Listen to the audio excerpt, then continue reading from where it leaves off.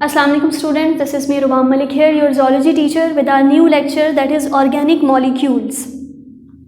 जब भी हम टर्म यूज़ करेंगे ऑर्गेनिक मॉलिक्यूल्स की तो इसको हम रिलेट करते हैं वो मॉलिक्यूल्स जो लाइफ से रिलेटेड हैं, सेकेंडली वो मॉलिक्यूल जो नेचुरली मौजूद हैं, हम इसको सिंथेसाइज नहीं कर सकते हैं। ये हमारे पास डेफिनेशन आती है ऑर्गेनिक मॉलिक्यूल्स की, लेकिन ये है ओल्ड डेफिनेशन, क्योंकि अब हम साइंस इतनी तरक्की कर चुकी है, हमारी फील्ड साइंस बायोलॉजी की इतनी एडवांस हो चुकी है कि हम चीज़ों को क्या कर रहे हैं, अब सिंथेसाइज कर पा रहे हैं लेबॉर्ट्री में। तो हम ऑर्गेनिक मॉलिक्यूल्स को क्योंकि अब लेबॉर्ट्री में बना सकते हैं और बना रहे हैं, तो ये ओल्डर डेफिनेशन चेंज हो चुकी है ऑर्गेनिक मॉलिक्यूल्स की, यानी कि सिर्फ लाइफ से रिलेटेड या सिर्फ नेचुरली मौजूद मॉलिक्यूल्स को हम ऑर्गेनिक मॉलिक्यूल्स नहीं कह रहे हैं। तो अब जो न्यू डेफिनेशन हम देखते हैं वो क्या है, molecules containing carbon as basic element.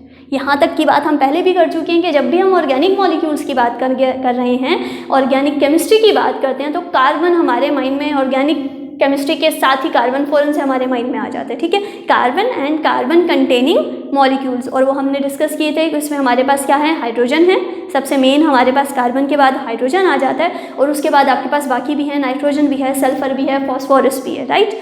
तो containing carbon as basic element covalently bounded with hydrogen atom. ठीक है, यानी ऑर्गेनिक मॉलिक्यूल्स को हम कैसे डिफाइन करेंगे कि कार्बन जिसमें बेसिक एलिमेंट है और वो कार्बन हाइड्रोजन के साथ किस तरह अटैच है, कोवेलेंट बॉन्ड के जरिए, राइट। अब जब हम बात करते हैं इनऑर्गेनिक मॉलिक्यूल्स की, तो कार्बन उसमें भी मौजूद है।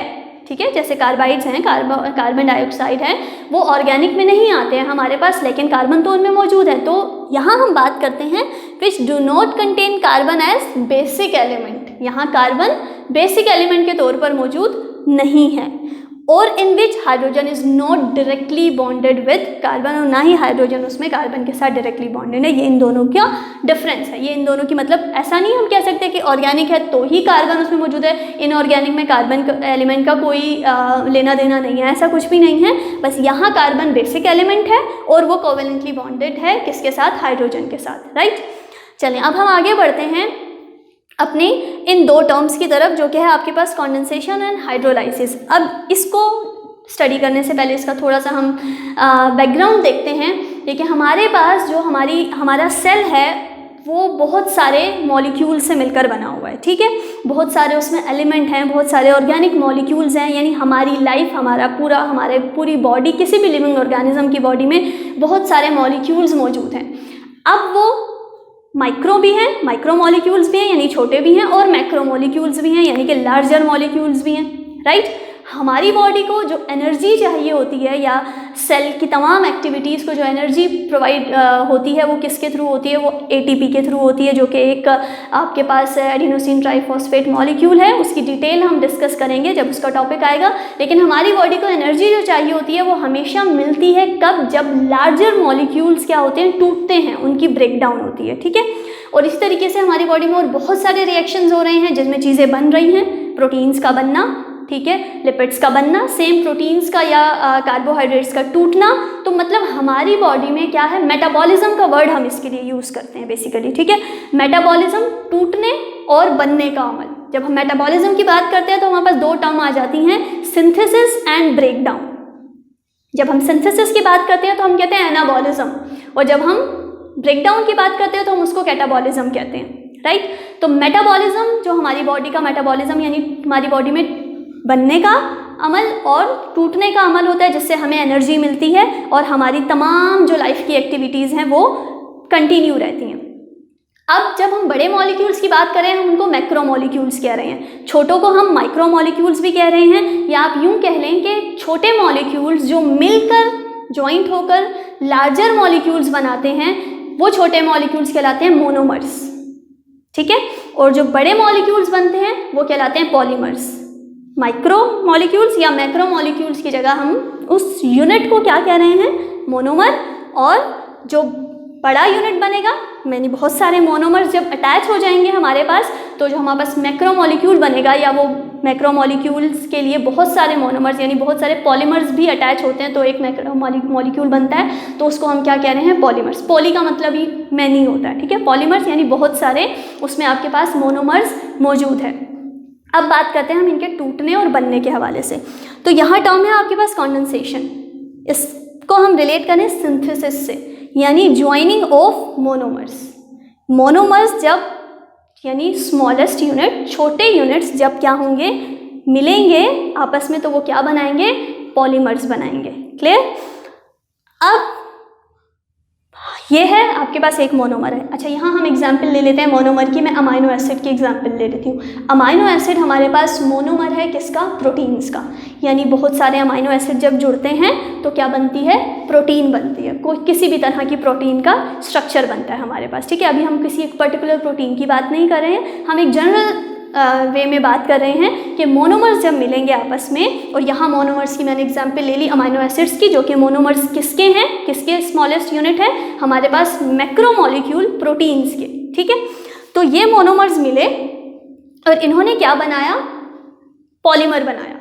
अब इस दौरान एक काम होता है कि ये वाटर मॉलिक्यूल, ये OH और H, ये आपको क्या शो कर रहा है, this is a molecule of water. ठीक है, मोनोमर्स के बीच में ही इसी, ये वाटर मॉलिक्यूल हमेशा रिलीज होगा, ये याद रखिएगा। जब भी दो मोनोमर्स मिलेंगे वाटर मॉलिक्यूल रिलीज होगा। इसी वजह से कंडेंसेशन को हम, इसका दूसरा नाम हम देते हैं डिहाइड्रेशन सिंथेसिस, यानी सिंथेसिस हो रही है किसकी, पॉलीमर की सिंथेसिस हो रही है, किसके थ्रू हो रही है, वाटर के निकलने से, जिसको हम डिहाइड्रेशन कह रहे हैं। ठीक है, एक वाटर मॉलिक्यूल निकला। अच्छा, ये जो मैंने बनाया ना, ये मतलब आपके सामने एक इतना सा हिस्सा है, ये असल में पूरी चेन है एक, यानी यहाँ पर H के साथ क्या मौजूद है, एक OH मौजूद है, यहाँ एक और क्या मौजूद है, मोनोमर मौजूद है।